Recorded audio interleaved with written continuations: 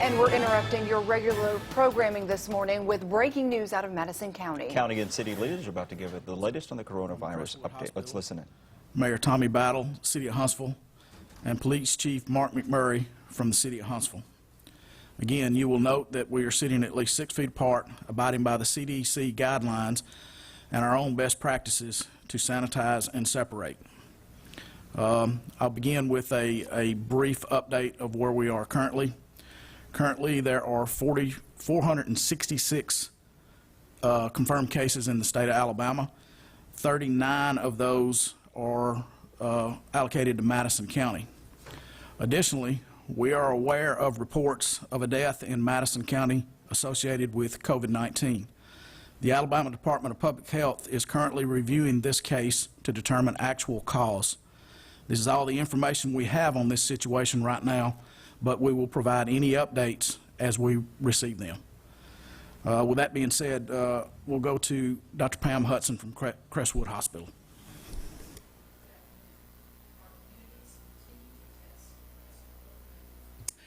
Good afternoon. Our communities continue to test. Yesterday increased the testing by another 600, over 600 cases. So it's not at all surprising that the number of positives are increasing, and we can expect them to continue to increase as we continue to test. Public Health is tracking all positives and their contacts and issuing quarantine orders as per their policies. These public health measures are key to reducing spread in our community. Some good news is that currently the number of hospitalized patients who have tested positive in all our facilities in our community is 4. There are 30 more persons under investigation who are in the hospital pending test results. So those are nice low numbers, and hopefully we will keep those numbers nice and low. Our supplies are adequate at this point, and I'd like to, on behalf of my colleagues, thank all the folks and companies who have come forward with donations and other supply lines. Very much appreciate it. I do have some new advice, or at least an update on some statements that we've made earlier about the homemade masks.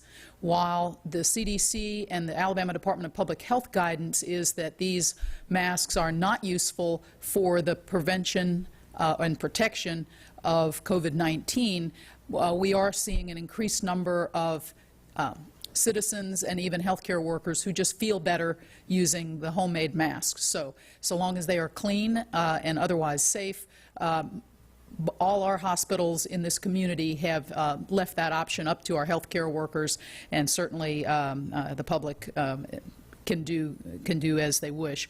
Keeping in mind that does not replace social distancing, hand washing, or any of those things. We are in a critical period, I think, as I mentioned the other day, in the next 7 to 14 days. This is our best opportunity to stop the spread and to control, have some control over our own destiny.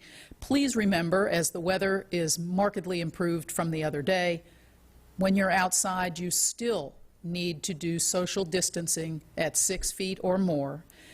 Stay home if you're sick, wash your hands, and if you are asymptomatic or mildly symptomatic, there's no need for you to contact your healthcare provider or be tested. The testing protocols continue to be for those people most at risk, so that Department of Public Health can make their determinations. If you need us, your hospitals are there for you. Thank you, Jeff. Thank you, Dr. Hudson. We'll go to Mayor Tommy Battle, City of Huntsville.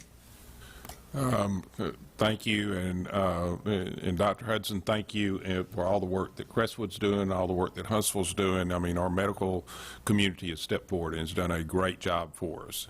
Now, over the weekend, as Dr. Hudson just said, the next 2 weeks are going to be your most pivotal weeks in this whole thing. In the next 2 weeks, we have a chance to blunt the spike that usually comes with a virus like this. The next 2 weeks, we have the chance to flatten the curve. So for the next 2 weeks, our whole motto and everything we're working for is separate. We're going to have new hand signals in the city of Huntsville. When you see somebody not separating, you can go like this, and then smile nicely at them and nod like this. But That's one of the keys that we have got to do.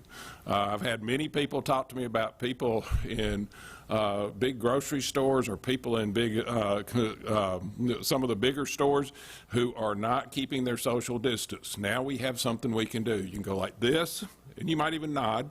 Then you can go like this, and that means social distancing of 6 feet. We will have signs out in our city parks over this weekend because it's going to be a beautiful weekend, and we're not saying don't go outside.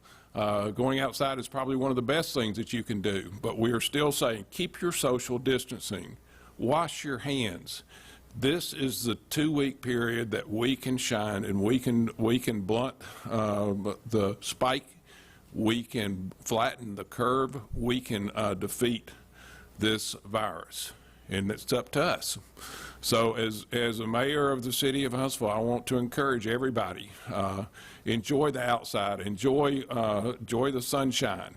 The sunshine may be our friend in making sure we get to the end of this, but as you go out, make sure that you stay separated, and if you see somebody not separated, do this, nod at them, go like this, smile at them, and I think that we'll be getting our message across to everybody in the city of Huntsville, in the North Alabama area, that we need to continue to separate, to wash hands, to make sure that we get through this process. That's the only message that needs to come out for today. The next 2 weeks are critical to us, and these next 2 weeks are very important. Thank you. Thank you, Mayor Battle. Now we'll go to Police Chief Mark McMurray from the city of Huntsville. Thank you, Jeff, and thank you, Mayor. I think your message is getting out. Several weeks ago, when we first started looking at this coming to Huntsville, we noticed calls for service started dropping off, and they started getting real slow. And so as school was let out, we had the extra school resource officers and team of supervisors. We had plenty of people on hand. So I instituted what is I call a liberal go-home policy for you guys. There's not calls for service coming out, and I wanted to separate my officers quite a bit. Go home, spend some time with your kids, and that way if the COVID hits us or the flu has hit us a little bit, we'll have plenty of resources to draw down on, and that has worked.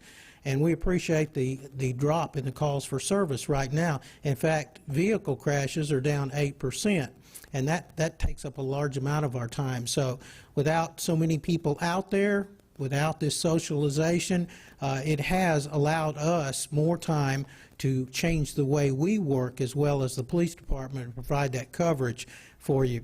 PPE was a challenge for us. Not being medically trained, we didn't have all of the equipment we needed at first, but our friends in public safety, the Huntsville Fire, came right to our rescue. They provided protective masks for our first responders. All officers now are equipped with the mask, the gloves. They have sanitizing equipment on board on each police car, and so they're able to do their job as safely as they can. We have a fully functional operational plan. A lot of citizens don't know this, but we work with the Madison County Sheriff's Department and the City of Madison Police Department. All three of our agencies are CALEA certified.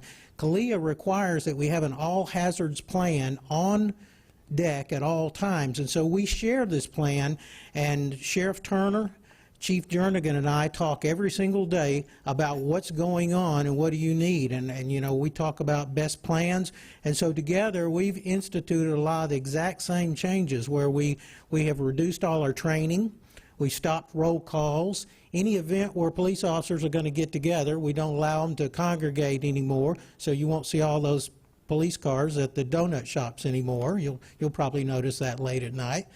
But you know, our awards ceremony, our police officer memorial ceremony, things like that have all been canceled. We don't want the cops to congregate anymore.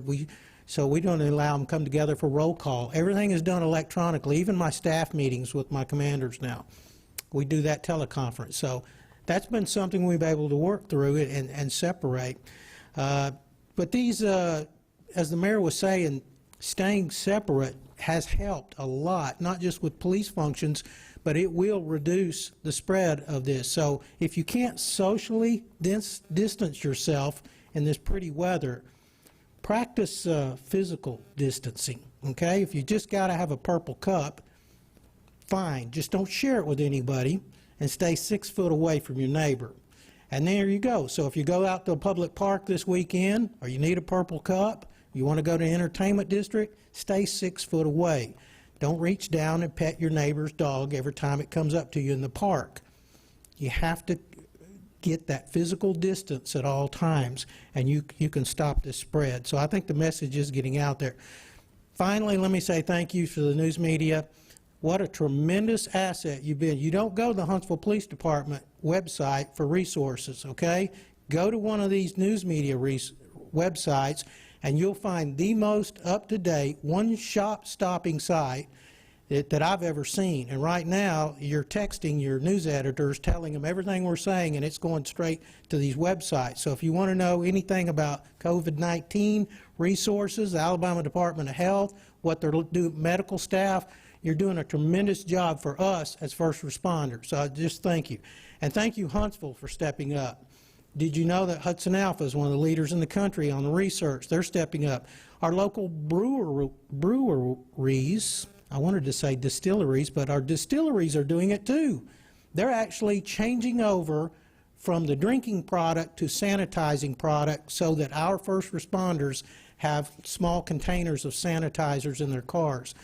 So if we smell a little bit like whiskey or beer, it's not because we've been drinking, okay? I just want to warn you about that. It's some of our local companies stepping up to help us. So what a great city you are, Huntsville, and thank you so much for that. And there is plenty of food and supplies at all of our stores. If you feel the need to rush in and hoard, there's no need to. As quick as they can stock it every night, there's plenty of things there. We're getting no complaints, except when the stores are limiting how many people can come into the store. Now, they do that on purpose. They do that because we've asked them to. Don't crowd the inside of the stores, because that's a violation of our 6-foot rule. So they're limiting people in, but that's for your safety. There is plenty of food, I can assure you. So use this time to sit at home, get on a free app called Nextdoor or called Neighbors, and join your local neighborhood community watch. Electronically, you can actually keep up with your neighbor, you can learn your neighbor, and you can reduce crime in your neighborhood, because we watch those apps, and we can help you watch your neighbor's property and your property, and it's a great way to get to know your neighbors. And so thank you so much. Thank you, Jeff. Thank you, Chief. Thank you for watching today. We will be back tomorrow at noon with another daily briefing. Until then, critical updates will be posted to the City of Huntsville's COVID-19 webpage, as well as the websites of our other partners here today. Stay safe, stay separate, and remember to sanitize. At this point, we'll open it up for questions. Again, we ask that as you come to the mic, please identify yourself and who you're affiliated with, and we'll allow one question and a follow-up. Chris Joseph, WAFF. Mr. Birdwell, what is the timeline for that report of the death in Madison County? Yeah, we don't have a timeline at this point. You know, once we receive those updates from ADPH, we will immediately get that out. Mayor Battle, this is for you. Unfortunately, it seems like the news is getting more and more serious. A report in Madison County, a death in Jackson County, Birmingham, issuing a shelter in place. At what point will Huntsville issue a shelter in place? What is the game plan for that? We'll keep monitoring. We're going to follow the CDC guidelines. We're going to follow the Alabama Department of Public Health, and we'll do everything that we do. We'll do in conjunction with both the Alabama Department of Health, CDC, and with our local health organizations. We talk on a daily basis, and we will continue to monitor.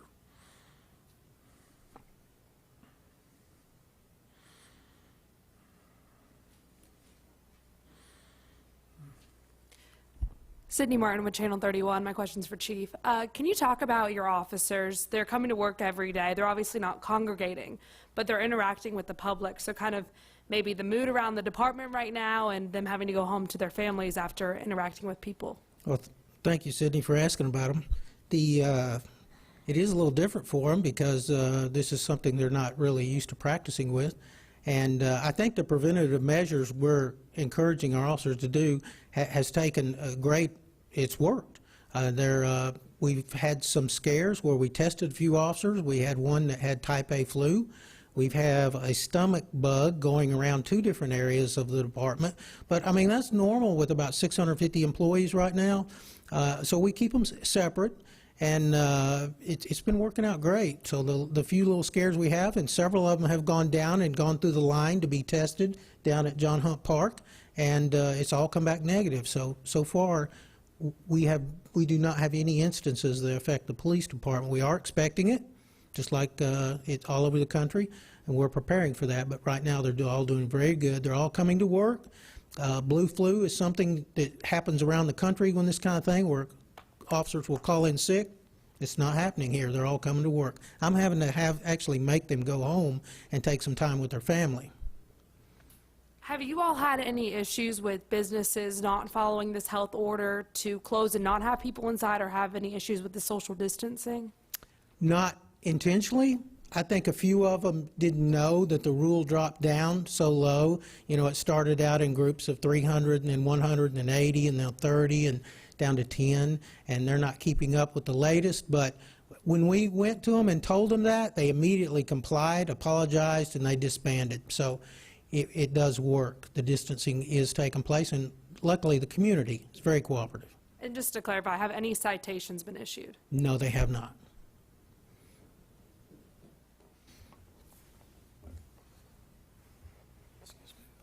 This is for Dr. Hudson.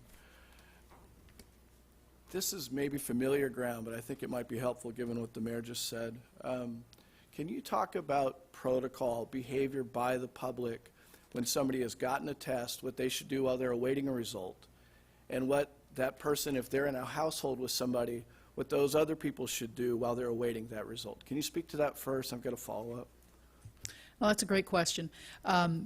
If you are tested, you really have to assume that you're positive immediately and go home and self-isolate. It's not too much different than the actual order for quarantine that will come eventually if you did test positive. And so that self-isolation, staying away from your family is just like anybody else. That 6-foot rule is still there. So going home and continuing those measures of good hand washing. If you have the luxury of being able to get even further than 6 feet apart, that's great.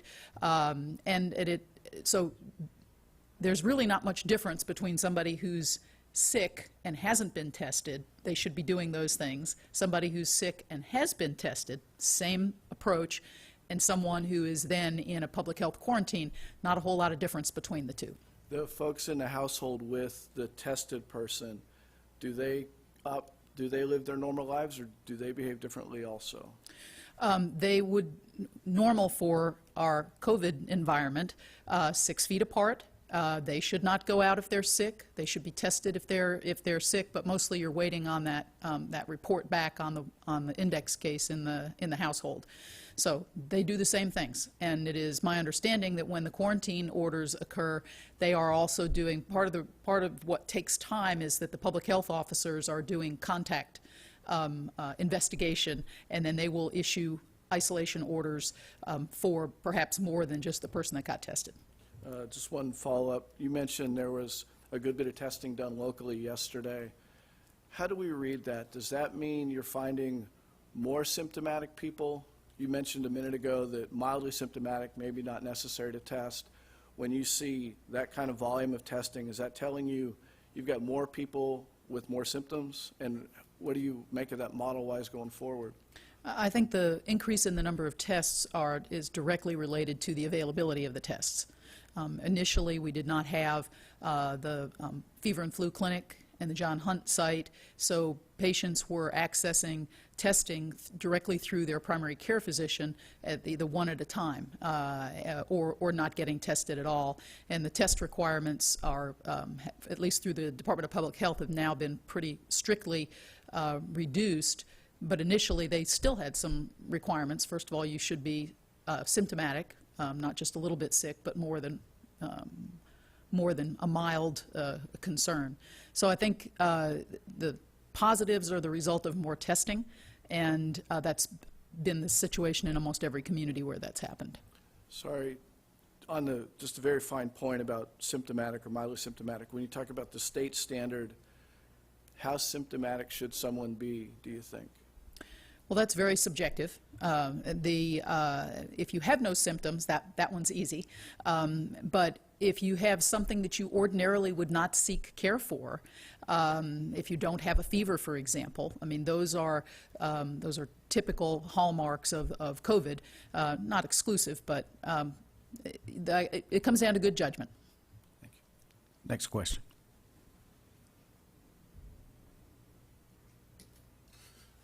Dr. Hudson, Paul Gaddis from AL.com. Obviously, there's a lot of focus on the number of positive tests for the state and the number of positive tests for Madison County.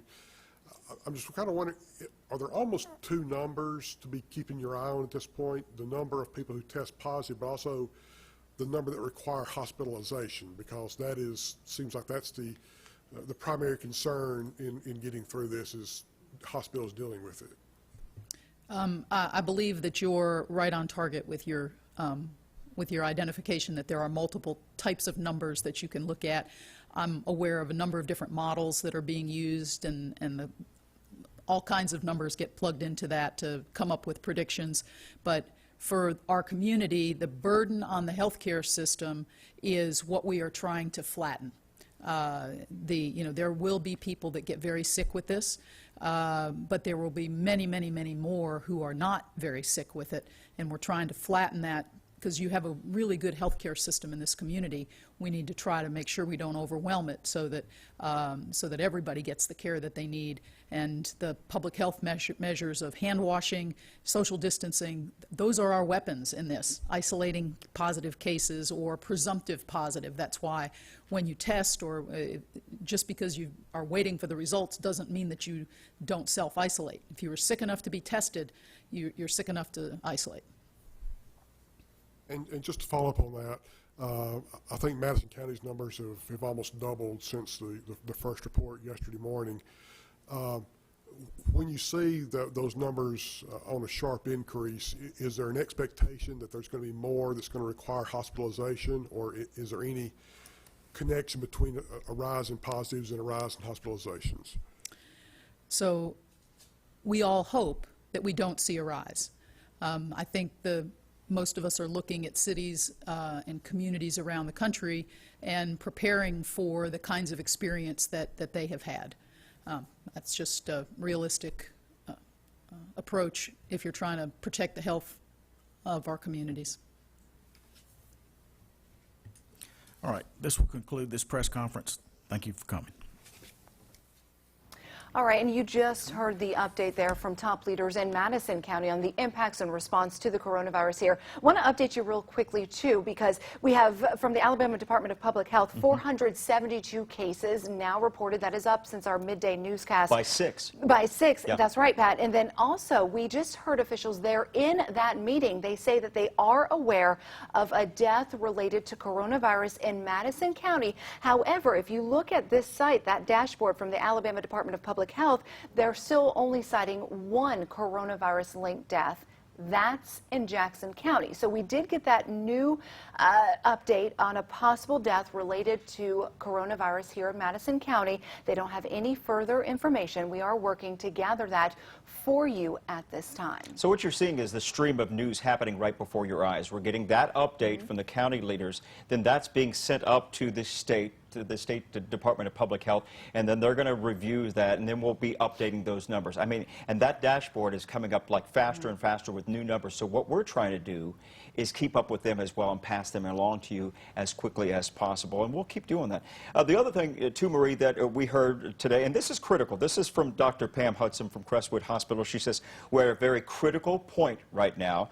7 to 14 days, really right now, folks, is our best opportunity to stop the spread and control our own destiny. Those are her words. She also says from the Huntsville area, from just yesterday alone, 600 cases of testing from yesterday. She did say that there was some good news. 4 people that are in the hospital right now have tested positive. Only 4, she says. 40 tests are now pending. When it comes to being out, and we're practicing social distancing, and we're trying to sanitize, and we're trying to separate, you heard Mayor Tommy Battle of Huntsville saying, we're trying to do, again, flatten the curve over the next 2 weeks. The best practice is, and he even brought up this hand signal, and he brought it up for the first time today, and he says, if you see somebody that's not practicing social distancing, do this.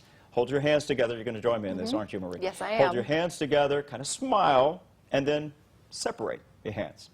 Simple. We can all do that, right? A nice reminder, because the weather is so nice out there and people are wanting to get out. They may have cabin fever. We also heard from Huntsville's police chief. He was saying that calls are down, traffic crashes are down because a lot of you are staying home. Not as many people out there on the roads. He also gave credit to Huntsville Fire and Rescue for giving them some assistance with some of that protection that they needed to continue to serve our community. Okay, so 2 big news conferences coming your way this afternoon. At 1 o'clock, Limestone County officials will be speaking. We'll bring that to you live. And also at 4 o'clock this afternoon, we're going to hear from Governor Kay Ivey and State Superintendent of Education, Dr. Mackey, to talk about whether or not the school year for all Alabama schools will be extended. We'll bring both of those news conferences to you beginning at 1 o'clock. So stay with us both here at Way TV, Way 31 News, and WayTV.com. We'll send you back to programming.